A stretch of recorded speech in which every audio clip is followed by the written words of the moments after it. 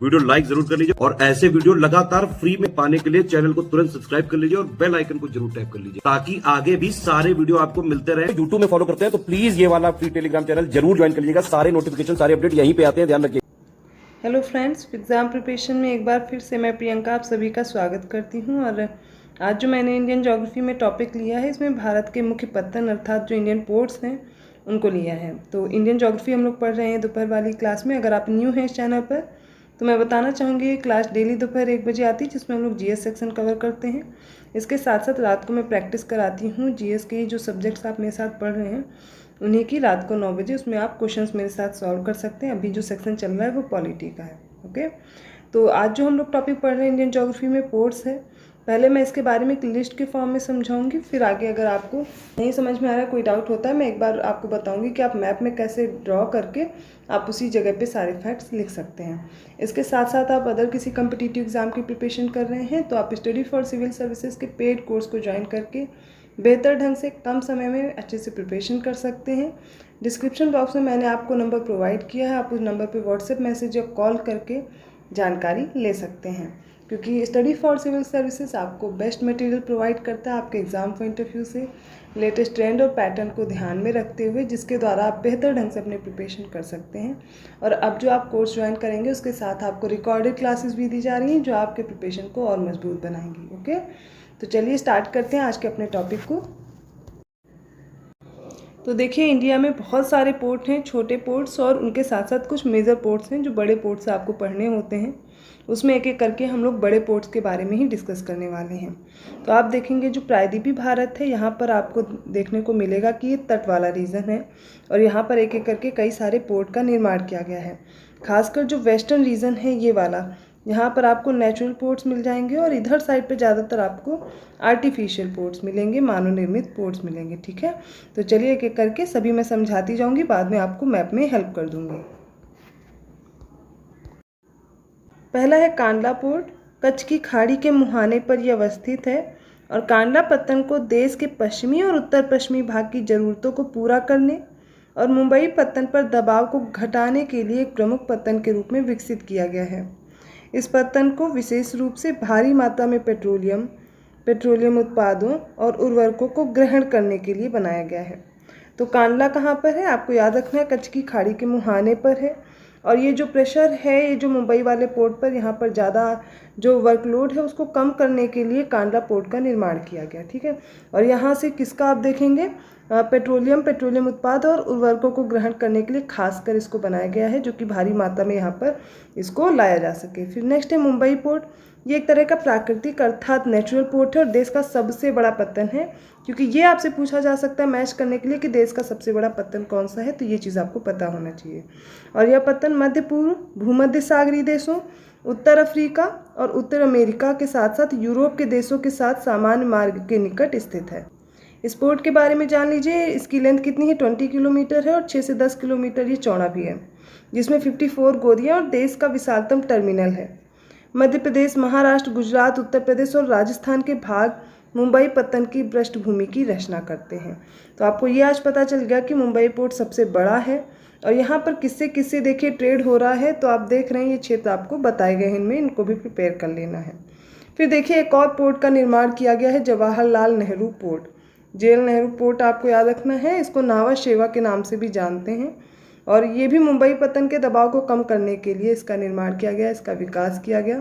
तो यह भारत का विशालतम कंटेनर पत्तन है और इसका विकास किस लिए किया गया है, यही मुंबई पत्तन के प्रेशर को, वर्कलोड को कम करने के लिए। ओके, इसके बाद अगला है मार्मगांव पत्तन, जो कि जुआरी नदमुख के मुहाने पर अवस्थित है।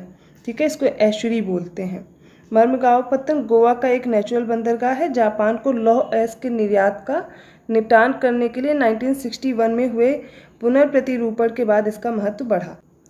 कोंकण रेलवे ने इस पत्तन के पृष्ठ प्रदेश में महत्वपूर्ण विस्तार किया है और कर्नाटक, गोवा तथा दक्षिणी महाराष्ट्र इसकी पृष्ठभूमि की रचना करते हैं। तो यहाँ से क्या क्या आप देख रहे हैं निर्यात हो रहा है। जापान को लौह अयस्क का निर्यात यहीं से किया जाता है। गोवा का है ये नेचुरल पोर्ट है जो कि एशुरी पर अर्थात ज्वार नदमुख पर स्थित है। फिर इसके बाद न्यू मंगलोर पत्तन है जो कि कर्नाटक में है और यहाँ से लौह अयस्क और लौह सांध के निर्यात की ज़रूरतों को पूरा किया जाता है। यह पत्तन भी उर्वरकों, पेट्रोलियम उत्पादों, खाद्य तेलों, कॉफ़ी, चाय, लुगदी, सूत, ग्रेनाइट, पत्थर, सीरा इन सभी का निपटान करता है और इसकी जो पृष्ठभूमि है वो तैयार करने का कार्य कर रही है। कर्नाटक का जो क्षेत्र है वो इसका प्रमुख पृष्ठ प्रदेश है। ये कोच्चि पत्तन जो है इसे अरब सागर की रानी के नाम से जाना जाता है जो कि वेम्बनाथ कयाल के मुहाने पर स्थित है। इस पत्तन को स्वेज कोलंबो मार्ग के पास अवस्थित होने का लाभ प्राप्त है और यह केरल, दक्षिणी कर्नाटक तथा दक्षिण पश्चिमी तमिलनाडु की आवश्यकताओं को पूरी करता है। इसके बाद आप देखिए कोलकाता पत्तन। तो आपने जो भी पढ़ना था वेस्ट साइड पे अर्थात पश्चिमी तट पर जो भी बड़े पोर्ट थे वो यहाँ पर क्लियर हो चुके हैं। अब पूर्वी तट पर जो जो आपको मिलेंगे पोर्ट्स उनको हम लोग डिस्कस करने वाले हैं।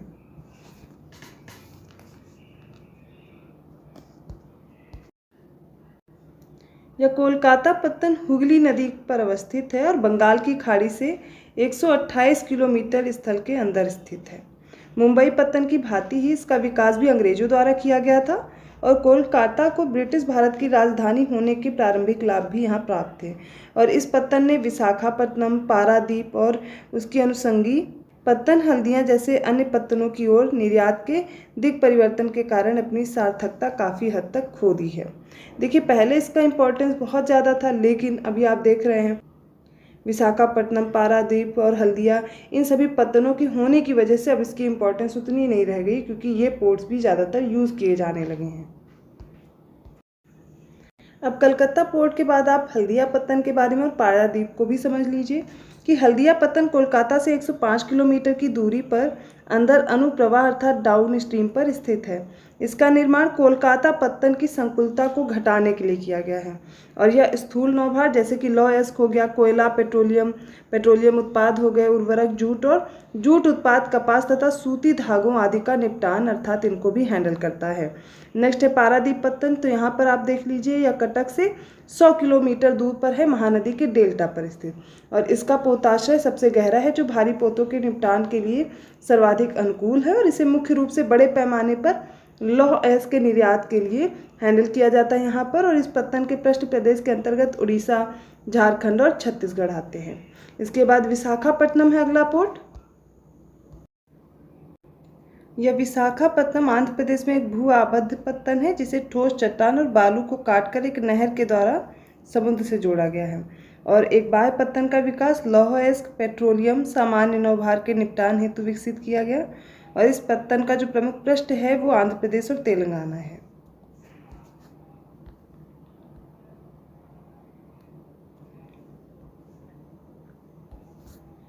नेक्स्ट है चेन्नई पोर्ट जो कि पूर्वी तट पर स्थित सबसे पुराने पत्तनों में से एक है और ये आर्टिफिशियल है, ठीक है, जिसे 1859 में बनाया गया था। तट के निकट उथले जल के कारण यह पत्तन विशाल पोतों के लिए अनुकूल नहीं है। तमिलनाडु और पुदुचेरी इसके पृष्ठ प्रदेश हैं। तमिलनाडु में नई विकसित एन्नोर पत्तन चेन्नई के उत्तर में 25 किलोमीटर दूर चेन्नई पत्तन के दबाव को कम करने के लिए बनाई गई है। फिर तूतीकोरिन पोर्ट है, ये इसका विकास चेन्नई पत्तन के दबाव को कम करने के लिए किया गया। यह विभिन्न प्रकार के नौभार का निपटान करता है जैसे कि इसके अंतर्गत कोयला, नमक, खाद्यान्न, खाद्य तेल, चीनी, रसायन, पेट्रोलियम, ये सारे उत्पाद इसमें शामिल हैं।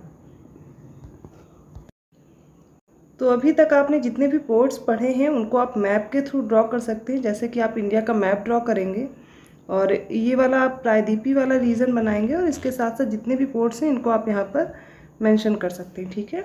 तो सबसे पहले आपको बनाना है कच्छ की खाड़ी के मुहाने पर कांडला पत्तन, यहाँ पे ड्रॉ कर लीजिए, ठीक है। मैं थोड़ा कलर चेंज कर दे रही हूँ जिससे आपको पता रहे। तो आप याद कर लीजिए कच्छ की खाड़ी के पास आपको बनाना है, ठीक है। तो यहाँ पर आपका आ जाएगा कांडला पोर्ट, आप बना लीजिए। कांडला पोर्ट बनाने के बाद आप मुंबई पोर्ट के बारे में बनाएंगे तो यहाँ पर उसके बारे में मुंबई पोर्ट लिख के जो भी इंपॉर्टेंट फैक्ट्स हैं ये आप यहाँ पर मेंशन कर सकते हैं। और इसी के भार को कम करने के लिए ठीक इसी के पास बनाया गया जवाहरलाल नेहरू पोर्ट, ठीक है। गोवा में आ जाता है मुरगांव पोर्ट, उसके बाद कर्नाटक में है न्यू मंगलोर हो जाएगा और फिर कोच्चि, ठीक है। इतने आपको इधर मेंशन करने हैं तो कितने हो जाएंगे टोटल, इनको इधर करके आप बना लेंगे, ठीक है। तो लगभग आप देखेंगे 6 पोर्ट्स इधर की तरफ बनाने हैं आपको। इसके बाद आपको कोलकाता और हल्दिया 2 पोर्ट पास में बना लेने हैं, ठीक है। हुगली नदी के पास है कोलकाता और उसी से ठीक 105 किलोमीटर दूरी पर हल्दिया है। इसके बाद आप नीचे आएंगे तो पारादीप पोर्ट बनाइए। उसके बाद आंध्र प्रदेश के पास आपको बनाना है विशाखापट्टनम। विशाखापट्टनम के ठीक बाद आपको बनाना है चेन्नई और फिर तूतीकोरिन। तो यहाँ पर भी आप ऐसे करके एरो बना करके इनके सबके नाम लिखना है और इनसे रिलेटेड जो इन्फॉर्मेशन मैंने बताई है जो आपको नहीं याद हो सकती वो आप बना लेंगे। तो यहाँ पर भी आप देखेंगे कि आपने टोटल लगभग 12 पोर्ट्स यहाँ पर ड्रॉ किए मेजर पोर्ट्स। इसके साथ एक अंडमान निकोबार आइलैंड पे भी है। तो आपको याद रखने हैं टोटल ये 12 पोर्ट्स मेजर पोर्ट्स हमने पढ़े हैं। ये जो वेस्ट साइड पे आपको जितने भी मिल रहे हैं पश्चिमी तट पर, ये ज़्यादातर आपको आर्टिफिशियल मिलेंगे। जो JL नेहरू पोर्ट है इसको आर्टिफिशियली बनाया गया है। या और भी जो मुंबई पोर्ट के दबाव को कम करने के लिए विकसित किए गए हैं। इधर भी छोटे छोटे पोर्ट्स तो आपको बहुत सारे मिलेंगे क्योंकि यहाँ पर आपको प्राकृतिक दशाएँ भी मिल जा रही हैं इधर, और इधर जितने भी मिलेंगे पूर्वी तट पर वो खासकर आपको आर्टिफिशियल मिलेंगे, मैन मेड मिलेंगे, ठीक है। तो क्या होता है इधर से ये जो पोर्ट विकसित किए जाते हैं इनसे व्यापार बहुत अच्छे से हो सकता है, ठीक है। वाटर वे प्रोवाइड करते हैं ये। तो आज आपने मेरे साथ इन पोर्ट्स को डिस्कस किया, समझा। आई होप आपको समझ में आया होगा। किसी भी पोर्ट को लेकर के कोई दिक्कत है, कोई कन्फ्यूज़न है, आप कमेंट करके पूछ सकते हैं। ज़्यादातर यहाँ से जो प्रश्न पूछे जाते हैं वो मैच द फॉलोइंग के क्वेश्चन आते हैं या फिर 1-2 स्टेटमेंट दे देंगे, कथन के साथ आपसे पूछा जाएगा कौन सा कथन सही है या गलत है। इसके लिए आपको पूरा कंटेंट पढ़ना है और जैसे मैंने मैप में बताया आप इसको मैप में ड्रॉ कर सकते हैं। अभी तक आपने मेरे साथ ज्योग्राफी में लगभग टॉपिक कंप्लीट कर लिए हैं। तो जो इंडियन ज्योग्राफी के लिए परेशान है उनको क्या करना है, प्लेलिस्ट में सारी क्लासेस ऐड है, पिछली पूरी क्लासेस पढ़ लीजिए। आपको इंडियन ज्योग्राफी अब कंप्लीट हो गई लगभग। जो लिस्टिंग्स की कुछ चीज़ें बची हुई हैं वो मैं लिस्ट के फॉर्म में 1-2 क्लासेस लेकर के पूरी कंप्लीट करा दूंगी। तो जो अब छोटे छोटे टॉपिक्स बचे हुए हैं बस वही हो रहे हैं। बाकी आप देखेंगे जो समझने वाला पोर्शन है, कॉन्सेप्चुअल पोर्शन है, वो पूरा इंडियन ज्योग्राफी का हो चुका है। बस जो लर्निंग वाली प्रोसेस है वो आपको मेरे साथ करना है। तो अब इन छोटे छोटे टॉपिक्स को प्रिपेयर करिए और जैसे इंडियन ज्योग्राफी कंप्लीट होती है मैं कंप्लीटली इन सारे वीडियोस को एक ही में मर्ज करके प्रोवाइड करा दूंगी। तो पूरी क्लास आपको एक पास मिल जाएगी जो अभी तक आपने पढ़ा है। तो जो भी पिछली क्लासेस हैं उनको भी पढ़ते रहिए। जो डे वाइज सीरीज़ में मैं पहले कराई थी उनको भी कर लीजिए, ठीक है। तो वो भी प्रिपेयर कीजिए, आपके लिए बेहतर रहेगा। जो अभी पढ़ रहे हैं वो भी पढ़ते रहिए, आपके लिए बेहतर है। और पिछला वीडियो जो मैंने अपलोड किया था आपको कि आपके पेपर में क्वेश्चन कहाँ से पूछे गए थे, उससे लेकर के एक वीडियो मैंने अपलोड किया है, आप उसके साथ देख सकते हैं कि आपकी अब आगे की रणनीति क्या होगी, आप कैसे प्रिपरेशन कर सकते हैं। अगर वीडियो अच्छा लगा प्लीज़ लाइक कीजिए, चैनल को सब्सक्राइब कीजिए और लोगों को शेयर करते रहिए। और मैं मिलती हूँ ऐसी ही क्लास के साथ अगले वीडियो में। तब तक के लिए धन्यवाद।